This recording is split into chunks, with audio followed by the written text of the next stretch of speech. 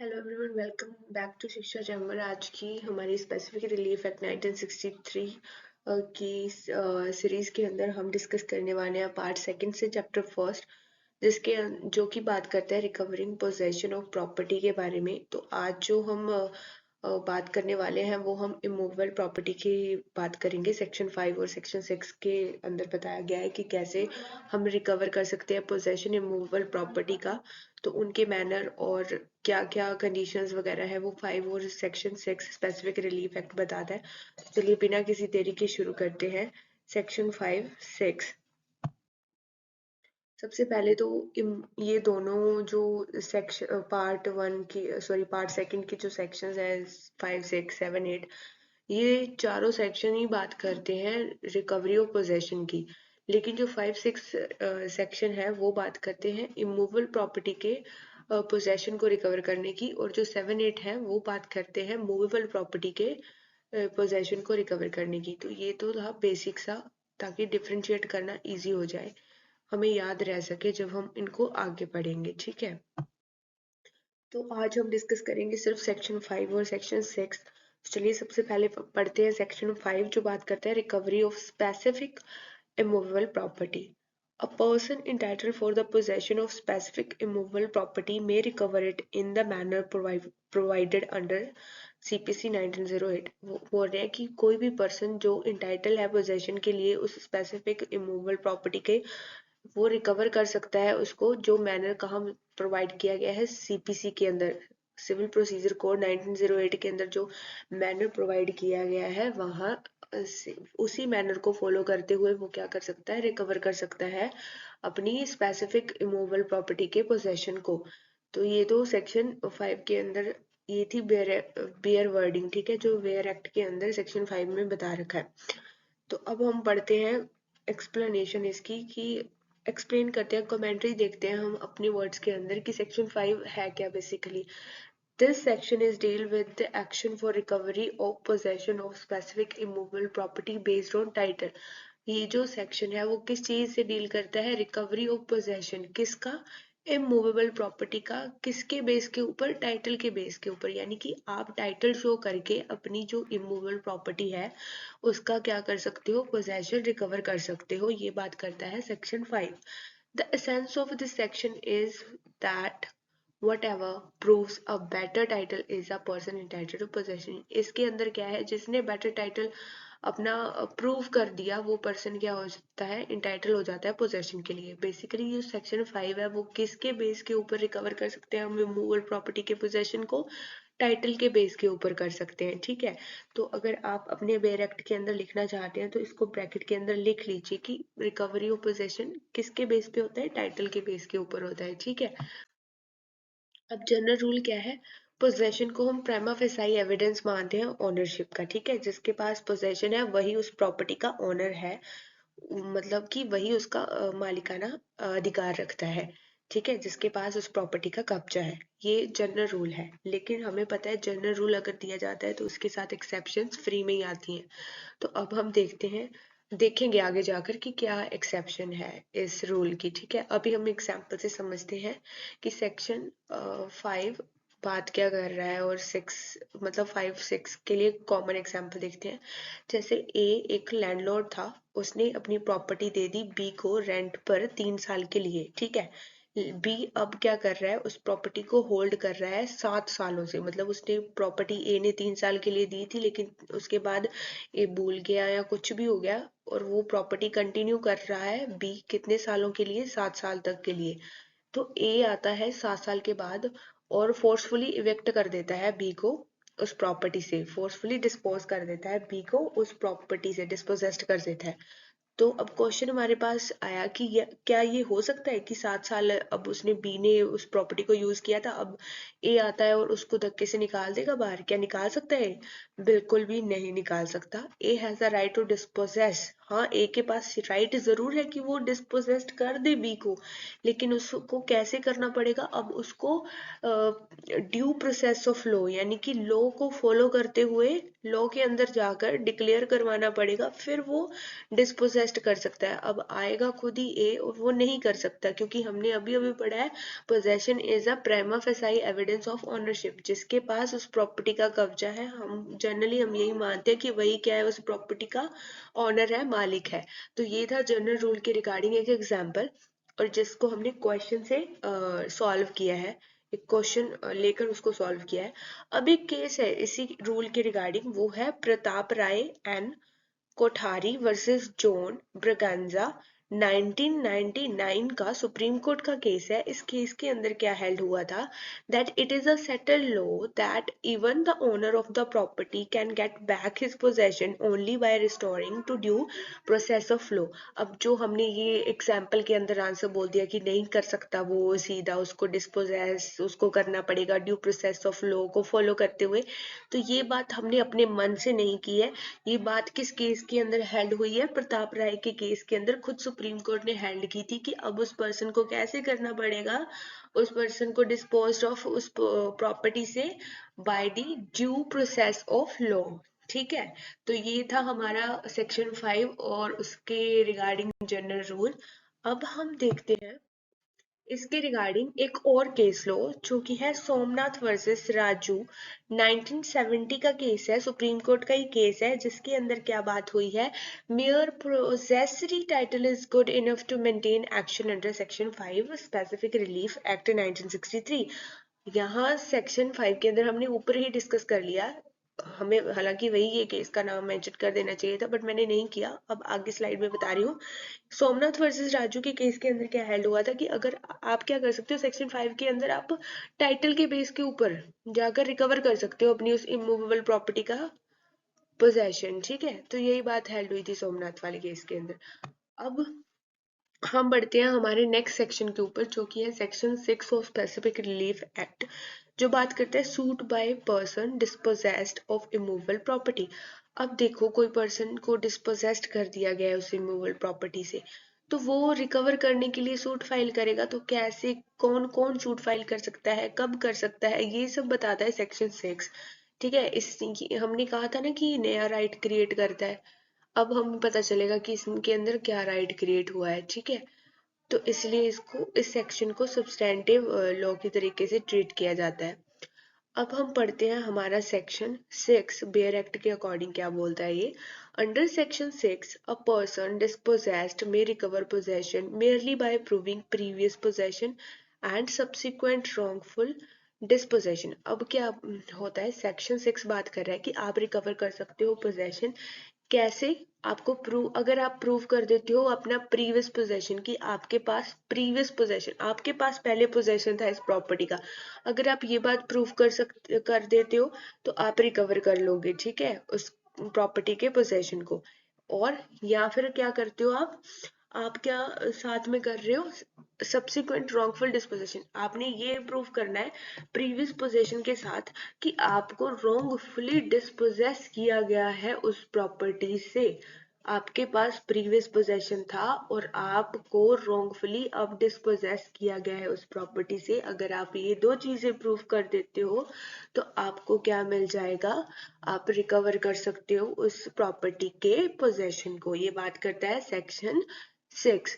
He does not need to prove a better title against the occupier, यानी कि अब उसको ये प्रूव कर, यहाँ टाइटल प्रूव करने की जरूरत नहीं है उनको, उनको सिर्फ और सिर्फ क्या प्रूव करना पड़ेगा, प्रीवियस पोजेशन प्रूव करना पड़ेगा, टाइटल प्रूव करने की जरूरत नहीं है। ये बात बोलता है सेक्शन 6। और सेक्शन 5 के अंदर क्या हो रहा था, आप टाइटल के बेस के ऊपर रिकवर कर रहे थे पोजेशन, यहाँ सिर्फ और सिर्फ आप प्रीवियस पोजेशन और सब्सिक्वेंट रॉन्गफुल डिस्पोजिशन के आधार पर क्या कर रहे हो, रिकवर कर रहे हो पोजेशन। ठीक है,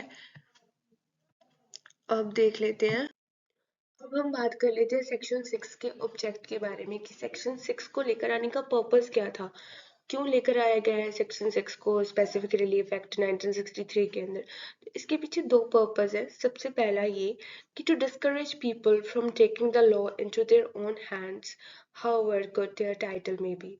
यानी कि क्या कह रहा है सेक्शन 6 का फर्स्ट ऑब्जेक्ट कि अब जो ऐसे तो कोई भी आएगा बोलेगा मेरे पास इस प्रॉपर्टी का टाइटल है या मेरे पास इसका प्रीवियस पोजेशन था, और हो सकता है कि किसी ऐसे इनोसेंट पर्सन को वो फोर्सफुली इविक्ट कर दे उस प्रॉपर्टी से, ठीक है। तो अब उसको तो इंजरीज हो गई ना, उस जो इनोसेंट पर्सन था जिसको डिस्पोसेस्ड किया है, तो कुछ कोई ऐसा ना कर पाए कोई। इस वजह से उन ऐसे करने से लोगों को प्रिवेंट करने के लिए सेक्शन 6 को इंट्रोड्यूस किया गया है। ये था हमारा पहला ऑब्जेक्ट। सेकेंड ऑब्जेक्ट ये है to provide a summary cheap and useful remedy to a person dispossessed of movable property otherwise than in due course of law.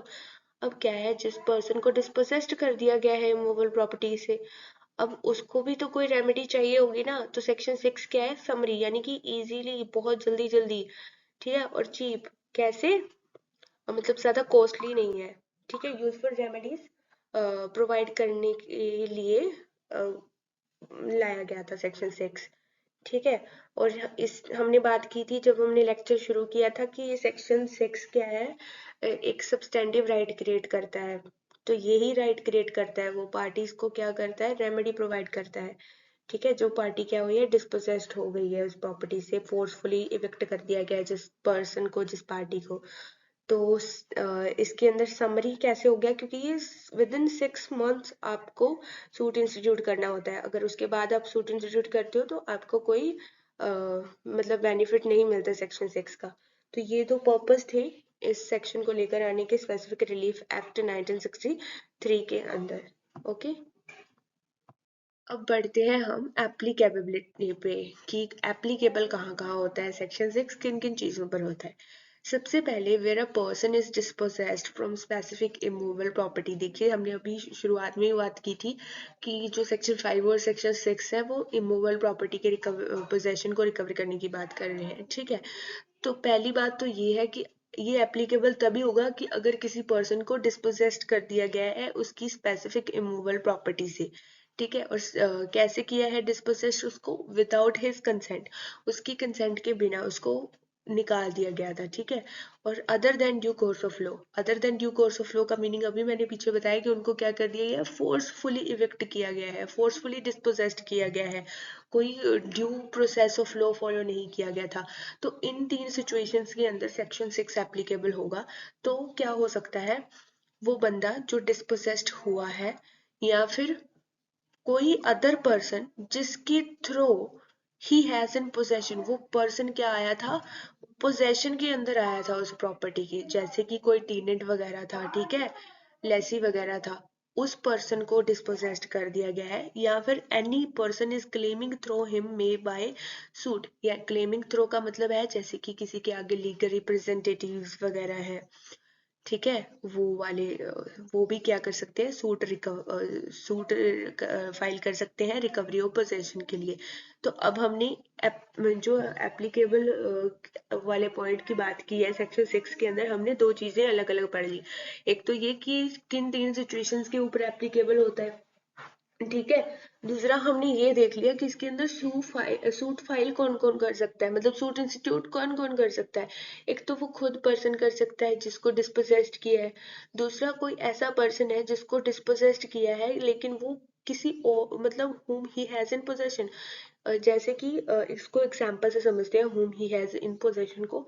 जैसे एक पर्सन था, ठीक है, एक प्रॉपर्टी का ओनर रिच आदमी था, उसने बी को अपॉइंट किया एज एन ट्रस्टी, ठीक है, और बोला कि ये मेरी जो प्रॉपर्टीज है मैं अपनी ग्रैंडसन ग्रैंड डॉटर्स के लिए रखना चाहता हूँ, ठीक है।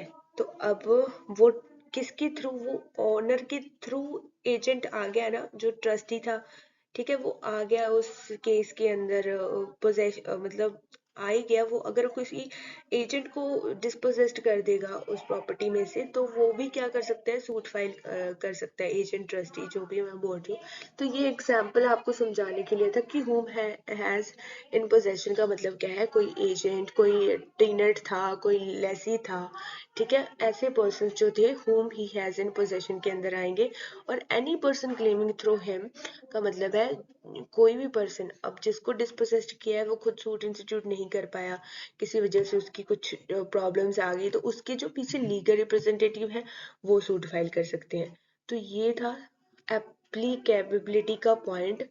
और सू कौन कौन कर सकता है इसका सेक्शन 6 के अंदर बता रखा है, ठीक है। ये जो बातें हमने की हैं वो हमने कहीं से भी आउटर एरिया से नहीं की है, हमने सिर्फ बेयर एक्ट से ही की है, सेक्शन के अंदर साफ साफ लिखा हुआ है, बस उनको वो अलग अलग कर दिया है, ठीक है, ताकि हम इजीली इसको याद रख सकें। अब हम देख लेते हैं नॉन एप्लीकेबिलिटी, यानी कि कहाँ कहाँ सेक्शन 6 एप्लीकेबल नहीं होता, ऐसी कौन कौन सी सिचुएशंस हैं यहाँ पर क्या है सेक्शन 6 एप्लीकेबल नहीं होता। तो पहली सिचुएशन है no suit under this section shall be brought after the expiry of 6 months from the date of dispossession. आपको डिस्पोजेस्ट किया गया है आज, आप 7 महीने बाद उठ के आ रहे हो, ठीक है, 1 साल बाद उठ के आ रहे हो, क्या करने के लिए, सूट इंस्टीट्यूट करने के लिए। तो सेक्शन 6 बोल रहा है कि आप नहीं कर सकते। आपको कब करना पड़ेगा ये सूट इंस्टीट्यूट, आप कब कर सकते हो, 6 महीने एक्सपायर होने से पहले पहले आप डिस्पोजेशन के रिगार्डिंग सूट फाइल कर सकते हो, अदरवाइज आप सूट इंस्टीट्यूट नहीं कर सकते। ये बात सेक्शन 6 के अंदर बता दी गई है। सेकेंड पॉइंट है हमारा नो सूट अगेंस्ट गवर्नमेंट। अब ऐसा नहीं है कि आपको, अब गवर्नमेंट ने कोई प्रॉपर्टी खरीदी, ठीक है, और गवर्नमेंट ने आपको किया है डिस्पोजेस्ट। गवर्नमेंट जब डिस्पोजेस्ट करती है किसी को तो वो कंपनसेशन देती है, डैमेजेस देती है, ठीक है। तो अब आप गवर्नमेंट के अगेंस्ट जाकर वो सूट डिस्पोजेशन के रिगार्डिंग नहीं डाल सकते, ये बात भी साफ साफ सेक्शन 6 के अंदर बता दी गई है। थर्ड पॉइंट दिया गया है no appeal shall lie from any order decree passed in any suit instituted under this section nor shall any review। अब सेक्शन 6 कहता है कि ना तो ही आप अपील कर सकते हो इस सेक्शन के अंदर अगर आपकी कोई डिक्री या फिर ऑर्डर आ चुका है, पास हो चुका है, और ना ही आप उसका रिव्यू करवा सकते हो, ठीक है। तो ये दो चीजें भी नहीं हो सकती। हमने पढ़ लिया कि ये कहाँ कहाँ एप्लीकेबल नहीं होता, 3 पॉइंट्स है, डिस्कस कर लिए, इजी पॉइंट्स थे। अगर फिर भी कोई डाउट है तो कमेंट सेक्शन के अंदर पूछ लीजिएगा, ठीक है। अब हम बढ़ते हैं आगे। अब हम देखेंगे केस लॉज सेक्शन 6 के रिगार्डिंग, क्योंकि केस लॉज भी इम्पोर्टेंट होते हैं, हमें नहीं छोड़ने चाहिए। तो हम देखेंगे सेक्शन 6 के रिगार्डिंग केस लॉज। सबसे पहले तो अमित बंसल वर्सेस धीरज सचदेवा 2015 का केस है। इस केस के अंदर क्या हुआ था, इन्होंने कहा कि no appeal turn under section 6। Section 6 के अंदर अपील नहीं लग सकती। अगर ऑर्डर या फिर डिक्री पास हो गया है सेक्शन 6 के अंदर तो आप अपील उसकी नहीं कर सकते। ये बात हमने पीछे भी डिस्कस की है नॉन एप्लीकेबिलिटी के पॉइंट के अंदर, ठीक है। फिर सेकंड केस हमारा आया जयश्री देवी वर्सेस अशोक कुमार रायदानी 2015 का केस। इस केस के अंदर क्या हेल्ड हुआ, revision petition can be filed. हमने देखा था आप अपील नहीं कर सकते, आप रिव्यू नहीं करवा सकते, लेकिन जयश्री देवी वाले केस के अंदर ये हेल्ड हो गया कि आप रिवीजन पिटीशन फाइल कर सकते हो, ठीक है, उस मैटर के रिगार्डिंग आप रिवीजन पिटीशन फाइल कर सकते हो। फिर हमारे पास केस आया M Krishna V versus A N Paramaksha 2011 का केस था। इस केस के अंदर क्या हेल्ड हुआ, benefit of section 6 can only be given on unlawful dispossession, trespasser can't take its benefit. यानी कि आप कौन ले सकता है सेक्शन 6 का बेनिफिट, वो पर्सन जिसको अनलॉफुली डिस्पोजेस्ड किया गया है उस इमूवेबल प्रॉपर्टी से, ठीक है। आप ट्रेसपासर थे, आपको डिस्पोजेस्ड कर दिया गया, तो आप उस चीज का बेनिफिट नहीं ले सकते क्योंकि आपने तो खुद अनलॉफुली उसको एक्वायर किया है, ठीक है, आपने खुद अनलॉफुली उसका प्रीवियस पोजेशन लेने की कोशिश कर रहे थे। तो अगर आपको डिस्पोजेस्ड कोई फोर्सफुली भी कर रहा है तो फिर आप सेक्शन 6 का बेनिफिट नहीं ले सकते, ठीक है। अब हमारे पास नेक्स्ट केस आया अजय कुमार वर्सेस चंचल देवी 2011 का केस। इस केस के अंदर क्या हेल्ड हुआ कि अब ये जो एम कृष्णा वाला केस था ना, अब आगे उसी की ये एक्सप्लेनेशन हो रहा है कि अगर ट्रेसपासर को इविक्ट किया गया है by any person other than the actual owner, then he can have a benefit of section 6। हमने कृष्णा वाले केस के अंदर देखा कि ट्रेसपासर को बेनिफिट नहीं मिल सकता सेक्शन 6 का, लेकिन अजय कुमार वाले केस में ये हेल्ड कर दिया गया कि ट्रेसपासर भी इसका बेनिफिट ले सकता है सेक्शन 6 का, अगर उसको क्या किया गया है, इविक्ट किया गया है किसी अदर पर्सन के थ्रू जो कि उस प्रॉपर्टी का एक्चुअल ओनर नहीं था। तो सेक्शन 6 के अंदर ट्रेसपासर भी सूट इंस्टीट्यूट कर सकता है। ठीक है, तो ये थे कुछ केस लॉ सेक्शन 6 के रिगार्डिंग, बहुत इजी लैंग्वेज के अंदर एक एक लाइन के अंदर लिखे हुए हैं, इजीली आपको समझ आ जाए इस वजह से। ठीक है, और ताकि सारे कंसेप्ट भी क्लियर हो जाए, हमें याद भी रह जाए, इसीलिए मैंने शॉर्ट में लिखे हैं। लेकिन अगर आप लोग चाहते हो कि आपको पूरी एक्सप्लेनेशन चाहिए केस लॉज की, तो फिर आप कमेंट सेक्शन में बता दीजिएगा, मैं आगे से पूरी पूरी एक्सप्लेनेशन लेकर आ जाऊंगी। ठीक है, तो यही था हमारा आज का लेक्चर सेक्शन 5 और सेक्शन 6 के रिगार्डिंग, जो कि बात करते हैं रिकवरी और possession of specific immovable property की। सेक्शन 5 बोलता है कि आप टाइटल के बेस के ऊपर ले सकते हो, रिकवर कर सकते हो पोजेशन, और सेक्शन 6 बात करता है कि आप प्रीवियस पोजेशन को प्रूव कर दो और साथ में ये प्रूव कर दो कि आपके पास प्रीवियस पोजेशन था और आपको कैसे रॉन्गफुली डिस्पोजेस्ड किया गया है, तो आप क्या कर सकते हो, उस प्रॉपर्टी के पोजेशन को रिकवर कर सकते हो। ठीक है, और दोनों सेक्शन बात कर रहे हैं इमूवेबल प्रॉपर्टी की। कल वाले लेक्चर के अंदर, जो अब आने वाला कल है, उस लेक्चर के अंदर अंदर हम देखेंगे मूवेबल प्रॉपर्टी के पोजेशन के रिगार्डिंग सेक्शंस। तो तब तक अगर आप लोगों को ये वीडियो फ्रूटफुल लगती है और आपको इजीली इससे समझ आता है, तो प्लीज़ इस वीडियो को लाइक कीजिए, शेयर कीजिए, कोई डाउट्स है तो कमेंट सेक्शन के अंदर पूछा कीजिए, और सब्सक्राइब करना मत भूलिएगा हमारे चैनल शिक्षा चैम्बर को। हम मिलते हैं नेक्स्ट सेक्शंस के साथ नेक्स्ट लेक्चर के अंदर। Take care guys, have a good day, bye bye.